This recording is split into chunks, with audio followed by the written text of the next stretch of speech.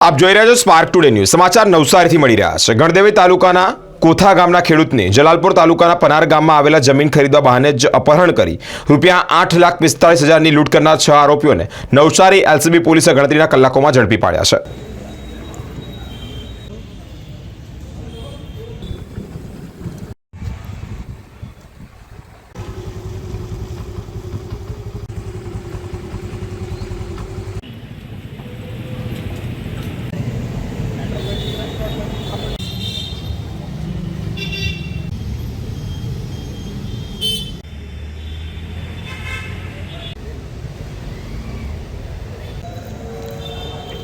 ગઈકાલે નવસારીના જલાલપુર પોલીસ સ્ટેશનની અંદર એક કિડનેપિંગ, ખંડણી અને આર્મ્સ એક્ટની હકીકત જાહેર થતાં પોલીસ દ્વારા એક એફઆઈઆર નોંધવામાં આવી હતી।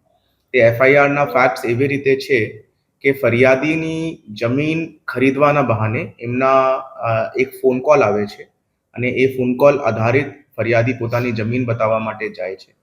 તો આરોપી જો છે એ ગાડીની અંદર ફરિયાદી સાથે બેસી જાય છે અને થોડીક આગળ જતા બીજા આરોપીઓ મોટરસાઇકલ પર આવીને તે ગાડીની અંદર બેસીને એમને એક ગન અને એક છરી બતાવીને એમનાથી ખંડણીની માંગણી કરવામાં આવે છે અને તે ખંડણી પેટે એમના ઘરમાં રાખેલા દાગીના અને પૈસા અંદાજિત 10 તોલા જેટલું સોનું અને 30,000 રૂપિયા જેટલા પૈસા આરોપીઓ દ્વારા ખંડણી પેટે લઈ લેવામાં આવે છે।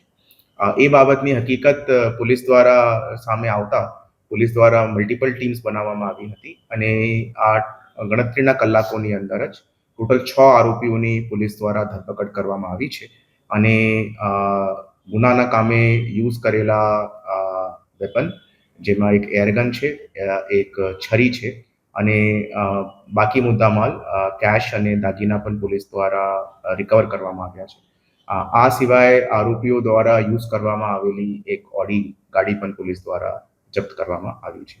ટોટલ 6 આરોપીઓ જો છે આ કેસની અંદર તેમનું રોલ્સ સાથે 6 આરોપીઓની 24 કલાકની અંદર પોલીસ દ્વારા ધરપકડ કરવામાં આવી છે। અત્યારે પોલીસ એ બાબતે ઇન્વેસ્ટિગેશન કરી રહી છે અને એ વ્હીકલ્સ જો છે તે આરોપીઓ દ્વારા પોતાના ભાગવા માટે ઇસ્તેમાલ કરવામાં આવે।